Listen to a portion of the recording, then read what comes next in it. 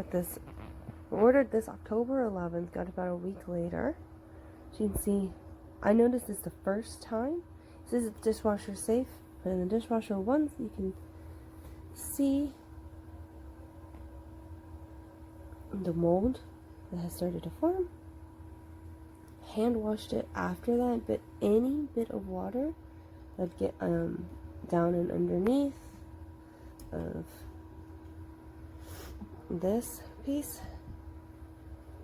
which you cannot take off, does not come off, but any water that gets underneath there molds.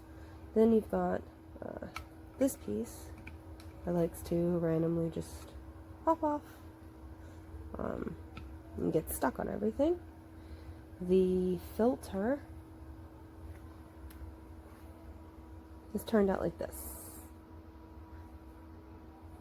I wash it after every use, so not sure.